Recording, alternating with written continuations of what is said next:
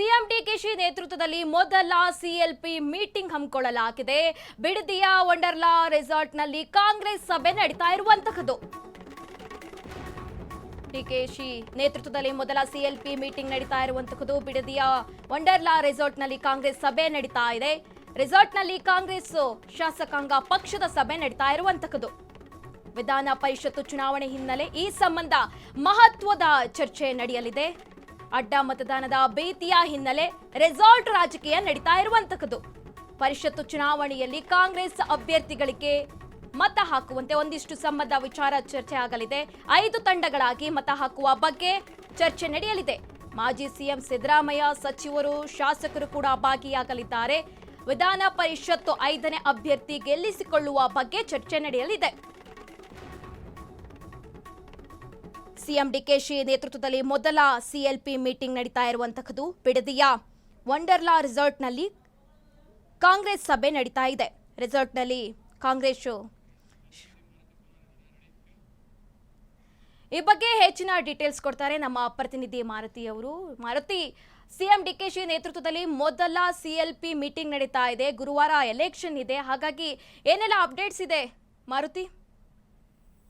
ಸುರಭಿ, ಇವತ್ತು ಸಿಎಂ ಆಗಿರುವಂತಹ ಡಿಕೆಶಿ ನೇತೃತ್ವದಲ್ಲಿ ಮೊದಲ ಸಿಎಲ್ಪಿ ಮೀಟಿಂಗ್ ಆಗಿರುವಂತದ್ದು. ಇದನ್ನ ರೆಸಾರ್ಟ್ ನಲ್ಲಿ, ಅಂದ್ರೆ ಬಿಡದಿಯ ಹೊರವಲಯದಲ್ಲಿರುವಂತಹ ವಂಡರ್ಲಾ ರೆಸಾರ್ಟ್ ನಲ್ಲಿ ಕರೆದಿರುವಂತದ್ದು. ಇದು ಸಾಕಷ್ಟು ಮಹತ್ವವನ್ನ ಪಡ್ಕೊಂಡಿರುವಂತಹ ಸಿಎಲ್ಪಿ ಮೀಟಿಂಗ್ ಆಗಿರೋದ್ರಿಂದ ಎಲ್ಲಾ ಶಾಸಕರನ್ನ ಇಲ್ಲೇ ಕರೆಸಿ ಇಂದು ಮತ್ತು ನಾಳೆ, ಅಂದ್ರೆ 2 ದಿನಗಳ ಕಾಲ ಇಲ್ಲೇ ವಾಸ್ತವ ಉಳಿಯಕ್ಕೆ ಎಲ್ಲ ವ್ಯವಸ್ಥೆಗಳನ್ನ ಈಗಾಗಲೇ ಸರ್ಕಾರದ ಕಡೆಯಿಂದ ಮಾಡಿರುವಂತದ್ದು. ಪ್ರಮುಖವಾಗಿ ಏನು 18ನೇ ತಾರೀಕು ಪರಿಷತ್ ಚುನಾವಣೆ ನಡೆಯುತ್ತದೆ, ಅದೇ ಸಂದರ್ಭದಲ್ಲಿ ಏನು ಎಲ್ಲರೂ ಕೂಡ ಮತದಾನ ಹಾಕ್ಬೇಕಾಗಿರೋದ್ರಿಂದ ಎಲ್ಲೋ ಒಂದ್ ಕಡೆ ಮತ ಬೇರೆ ಕಡೆ ಹೋಗುವ ಸಾಧ್ಯತೆ ಇರುವಂತದ್ದು. ಮತ್ತೆ ಇನ್ನೊಂದು ಕೆಲವೊಂದು ಕಾರಣಗಳಿಂದಾಗಿ ಎಲ್ಲಾ ಶಾಸಕರನ್ನು ಒಂದೇ ರೆಸಾರ್ಟ್ ನಲ್ಲಿ ಇಡುವ ಕೆಲಸವನ್ನ ಸಿಎಂ ಆಗಿರುವಂತಹ ಡಿಕೆಶಿ ಅವರು ಮಾಡ್ತಾ ಇರೋದು. ಇದಕ್ಕೆ ಸಂಬಂಧಪಟ್ಟಂತೆ ಈಗಾಗಲೇ ಸಿಎಂ ಅಂದ್ರೆ ಮಾಜಿ ಸಿಎಂ ಆಗಿರುವಂತಹ ಸಿದ್ದರಾಮಯ್ಯ ಅವರಾಗಿರ್ಬೋದು, ಮತ್ತೆ ಅದೇ ರೀತಿ ಎಲ್ಲಾ ಶಾಸಕರು ಕೂಡ ಒಬ್ಬೊಬ್ಬರಾಗಿ ಏನು ರೆಸಾರ್ಟ್ಗೆ ಬರ್ತಾ ಇರುತ್ತೆ. ಇನ್ನೇ ಕೆಲವೇ ಕ್ಷಣಗಳಲ್ಲಿ ಸಿಎಲ್ಪಿ ನಾಯಕರಾಗಿರುವಂತಹ ಡಿಕೆಶಿ ಅವರು ಕೂಡ ಬರ್ತಾರೆ. ಇದು ಸಾಕಷ್ಟು ಮಹತ್ವವನ್ನ ಪಡ್ಕೊಂಡಿರುವಂತದ್ದು. ಪ್ರಮುಖವಾಗಿ 5ನೇ ಅಭ್ಯರ್ಥಿ ಏನು ವಿನಯ್ ಕಾರ್ತಿಕ್ ನನ್ನ 5ನೇ ಅಭ್ಯರ್ಥಿಯಾಗಿ ಕಾಂಗ್ರೆಸ್ ಆಯ್ಕೆ ಮಾಡಿದೆ. ಅವ್ರನ್ನ ಗೆಲ್ಲಿಸುವ ನಿಟ್ಟಿನಲ್ಲಿ ಸಾಕಷ್ಟು ಕಸರತ್ತನ್ನ ಮಾಡ್ತಾ ಇರುವಂತದ್ದು. ಪ್ರಮುಖವಾಗಿ ಕೆಲವೊಂದು ಅಂದ್ರೆ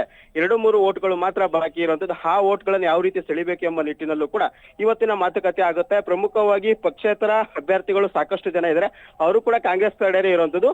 ಇನ್ನ ಬಿಜೆಪಿಯಿಂದ ಏನು ಉಚ್ಚಾಟನೆಗೊಂಡಿರುವಂತಹ ಎಸ್ ಟಿ ಸೋಮಶೇಖರ್ ಆಗಿರ್ಬೋದು ಮತ್ತು ಶಿವರಾಮ್ ಅವರು ಕೂಡ ಈ ಸಭೆಗೆ ಭಾಗವಹಿಸ್ತಾ ಇಲ್ವಾ ಎಂಬುದು ಕೂಡ ಸಾಕಷ್ಟು ಕುತೂಹಲ ಮೂಡಿಸಿರುವಂತದ್ದು. ಅವ್ರನ್ನು ಕೂಡ ಈ ಏನು ಕಾಂಗ್ರೆಸ್ ಕಡೆ ಸೆಳೆಯುವ ಪ್ರಯತ್ನ ಕೂಡ ನಡೀತಾ ಇರುತ್ತೆ. ಅದರಿಂದಾಗಿ ಎಲ್ಲಾ ಶಾಸಕರನ್ನ ಒಂದೇ ರೆಸಾರ್ಟ್ ನಲ್ಲಿ ಇಟ್ಟು, ಅಂದ್ರೆ 18ನೇ ತಾರೀಕಿನ ಮತದಾನ ನಡೆಯುತ್ತೆ, ಅವತ್ತು ಬೆಳಿಗ್ಗೆ ಎಲ್ಲರನ್ನು ಇಲ್ಲಿಂದಲೇ ಕಡೆ ಕರ್ಕೊಂಡು ಹೋಗುವ ಪ್ರಯತ್ನಕ್ಕೆ ಈಗ ಕಾಂಗ್ರೆಸ್ ಮುಂದಾಗಿರುವಂತದ್ದು.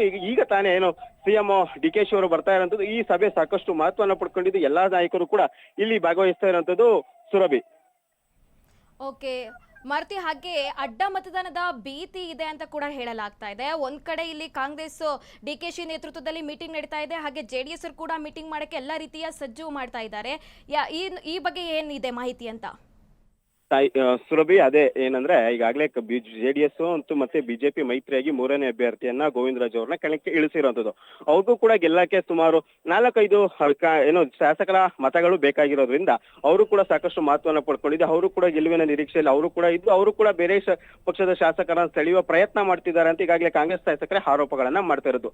ಇನ್ನೊಂದ್ ಕಡೆ ಕಾಂಗ್ರೆಸ್ ಶಾಸಕರು ಅಂದ್ರೆ ಕಾಂಗ್ರೆಸ್ ಅಭ್ಯರ್ಥಿ 5ನೇ ಅಭ್ಯರ್ಥಿ ಗೆಲ್ಲೋದು ಕೂಡ ಅಷ್ಟೇ ಮತಗಳು, ಅಂದ್ರೆ 2-3 ಮತಗಳು ಬೇಕಾಗಿರೋದ್ರಿಂದ ಇವರು ಕೂಡ ಏನು ಪಕ್ಷೇತರ ಅಭ್ಯರ್ಥಿಗಳನ್ನ ಈಗಾಗಲೇ ಅಂದ್ರೆ ಪಕ್ಷದ ಶಾಸಕರನ್ನ ತಮ್ಮ ಪಕ್ಷಕ್ಕೆ ಸೇರಿಸಿಕೊಳ್ಳೋ ಕೆಲಸ ಮತ್ತು ಅಥವಾ ತಮ್ಮ ಅಂದ್ರೆ ಕಾಂಗ್ರೆಸ್ ಅಭ್ಯರ್ಥಿ ಪರ ಮತ ಹಾಕುವಂತ ಈಗಾಗಲೇ ಕನ್ವಿನ್ಸ್ ಅನ್ನ ಮಾಡಿರೋದು. ಅವರು ಕೂಡ ಎಲ್ಲರೂ ಹಾಕಕ್ಕೆ ಒಪ್ಪಿರೋದು. ಅಂದ್ರೆ ಗೌರಿಬಿದನೂರು ಶಾಸಕ ಆಗಿರ್ಬೋದು, ಮತ್ತು ದರ್ಶನ್ ಪುಟ್ಟಣ್ಣ ಆಗಿರ್ಬೋದು, ಮತ್ತೆ ಲತಾ ಮಲ್ಲಿಕಾರ್ಜುನ್ ಅವರು ಕೂಡ ಈ ಸಭೆಗೆ ಆಗಮಿಸ್ತಾ ಇರೋದು. ಸದ್ಯಕ್ಕೆ ಲತಾ ಮಲ್ಲಿಕಾರ್ಜುನ್ ಅವರು ಕೂಡ ಈ ಸಭೆಗೆ ಬಂದಿರುವಂತದ್ದು. ಅವರು ಕೂಡ ಕಾಂಗ್ರೆಸ್ ಪರವಾಗಿ ಮತದಾನವನ್ನ ಹಾಕ್ತಾರೆ.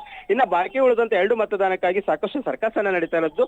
ಪ್ರಮುಖವಾಗಿ ಬಿಜೆಪಿ ಪಕ್ಷದಿಂದ ಉಚ್ಚಾಟನೆ ಆಗಿರುವಂತಹ ಎಸ್ ಟಿ ಸೋಮಶೇಖರ್ ಮತ್ತು ಅದೇ ರೀತಿಯಾದಂತ ಏನು ಶಿವರಾಮ್ ಹೆಬ್ಬಾರ್ ಕಡೆ ಯಾರಿಗೆ ಮತದಾನ ಹಾಕ್ತಾರೆ ಎಂಬ ಬಗ್ಗೆ ಕೂಡ ಸಾಕಷ್ಟು ಕುತೂಹಲ ಮೂಡಿದಿರುತ್ತೆ. ಅವ್ರನ್ನು ಕೂಡ ಏನು ಕಾಂಗ್ರೆಸ್ ಪರವಾಗಿ ಮತದಾನ ಹಾಕುವ ಬೇಕು ಎಂಬ ಬಗ್ಗೆ ಸಾಕಷ್ಟು ಚರ್ಚೆಗಳು ನಡೀತಾ ಇರುತ್ತದೆ. ಅವ್ರನ್ನು ಕೂಡ ಸೆಳೆಯುವ ಪ್ರಯತ್ನ ಕಾಂಗ್ರೆಸ್ ಕಡೆಯಿಂದ ಆಗ್ತಾ ಇರುತ್ತದೆ. ಇದರಿಂದಾಗಿ ಅಡ್ಡ ಮತದಾನ ಕಾಂಗ್ರೆಸ್ ಕಡೆಯಿಂದ ಆಗಬಾರ್ದು ಎಂಬ ದೃಷ್ಟಿಯಿಂದ ಎಲ್ಲರನ್ನು ಕೂಡ ಒಂದೇ ರೆಸಾರ್ಟ್ ನಲ್ಲಿ ಇಟ್ಟು ಏನು 18ನೇ ತಾರೀಕು ಮತದಾನ ನಡೆಯುತ್ತೆ ಬೆಳಿಗ್ಗೆ, ಅವತ್ತು ಇಲ್ಲಿಂದ ಎಲ್ಲರನ್ನು ಕೂಡ ಎಸ್ಕಾರ್ಟ್ ಮೂಲಕ ಕರ್ಕೊಂಡು ಬಂದು ಮತದಾನ ಹಾಕುವ ಬೇಕು ಎಂಬ ಬಗ್ಗೆ ಇವತ್ತು ಚರ್ಚೆ ನಡೀತಿದೆ. ಎಲ್ಲರೂ ಕೂಡ ಇಲ್ಲೇ ಉಳಿತಾರೆ. ಅಂದ್ರೆ ಇವತ್ತಿನ ಮೀಟಿಂಗ್ ಅಲ್ಲಿ ಸಾಕಷ್ಟು ಮಹತ್ವನ ಪಡ್ಕೊಂಡಿದೆ. ಸುರ್ಜೇವಾಲಾ ಅವರು ಕೂಡ ಈ ಮೀಟಿಂಗ್ ನೇ ಬರ್ತಾರೆ. ಈ ಮೀಟಿಂಗ್ ನಲ್ಲಿ ಯಾರ್ಯಾರು ಯಾವ್ಯಾವ ಅಭ್ಯರ್ಥಿಗೆ ಮತದಾನ ಹಾಕ್ಬೇಕು ಅದಕ್ಕೆ ಒಂದು ತಂಡವನ್ನ ನಿಯೋಜನೆ ಮಾಡ್ತಾರೆ. ಅಂದ್ರೆ ಸುಮಾರು 28 ಮತಗಳು ಒಬ್ಬ ಅಭ್ಯರ್ಥಿ ಗೆಲ್ಲೋಕೆ ಬೇಕಾಗಿರುವಂತದ್ದು. ಆ ಅಭ್ಯರ್ಥಿಗಳು 28 ಶಾಸಕರನ್ನ ಡಿವೈಡ್ ಮಾಡ್ತಾರೆ. ಆ ಶಾಸಕರು ಯಾರ್ಯಾರಿಗೆ ಮತದಾನ ಹಾಕ್ಬೇಕು ಎಂಬ ಬಗ್ಗೆಯೂ ಕೂಡ ಇವತ್ತೊಂದು ಲೀಸ್ಟ್ ಮಾಡ್ತಾರೆ, ಒಂದು ತಂಡವನ್ನ ರಚನೆ ಮಾಡ್ತಾರೆ. ಆ ಶಾಸಕರು ಅದೇ ಅಭ್ಯರ್ಥಿಗೆ ಮತದಾನ ಹಾಕ್ಬೇಕು ಎಂಬ ನಿರ್ದೇಶನವನ್ನ ಇವತ್ತು ಸಭೆಯಲ್ಲಿ ಕೊಡ್ತಾರೆ. ಆ ನಂತರ ಅವರು ಕೂಡ 18ನೇ ತಾರೀಕು ಮತ ಚಲಾವಣೆ ಮಾಡುವಂತದ್ದು. ಸುರಭಿ, ಧನ್ಯವಾದಗಳು ಮಾರುತಿ ಮಾಹಿತಿಗಾಗಿ.